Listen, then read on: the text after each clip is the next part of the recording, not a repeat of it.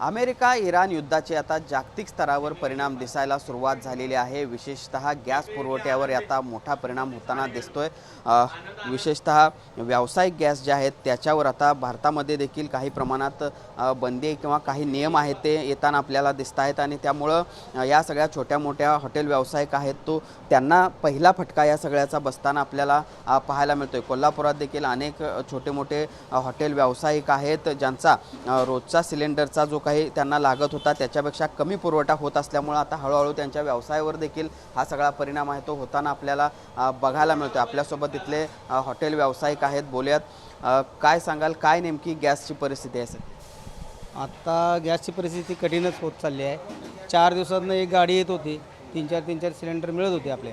आता 4 दिवसातनं एक गाडी येते, 2च सिलेंडर मिळत चाललेत आता। त्यामुळे आता इथून पुढं व्यवसायावर परिणाम होतच जाणार। म्हणजे आता तुम्हाला निम्म्यावर आलेला आहे गॅस, निम्म्यावर आलेला आहे आणि याचा परिणाम कसा भविष्यात होऊ शकतो? काय नेमकी स्थिती आत्ताची? आता जी स्थिती तेच, आता जेवढं सिलेंडर मिळणार तेवढ्यावरच आपल्याला हे करायला लागणार। मटेरियल तेवढंच मटेरियल भिजवायला लागणार, तेवढंच। आता म्हणजे ती आणि परिस्थिती इथून पुढे वाईटच होऊन चालणार।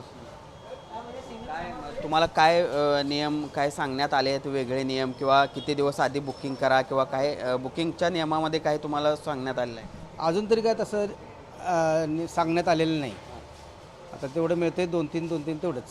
किती दिवसापासून हे सगळं आता कमी यायला लागलं? आता 15 दिवस तरी झाले, म्हणजे एकदमच कमी होत आले। काय महाग झालेलं आहे, काय काय नेमकी?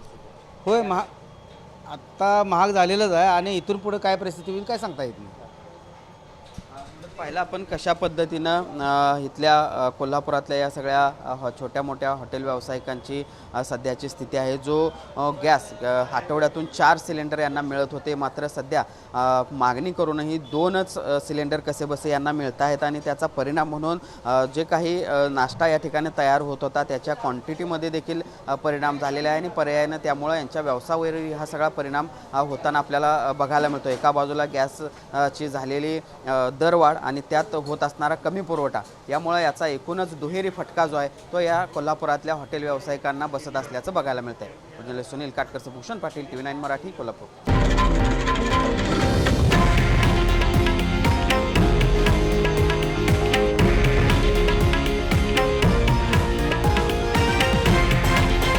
हे आहे देशातील नंबर 1 न्यूज नेटवर्क आणि आपण पाहत आहात TV9 मराठी, एकमेव।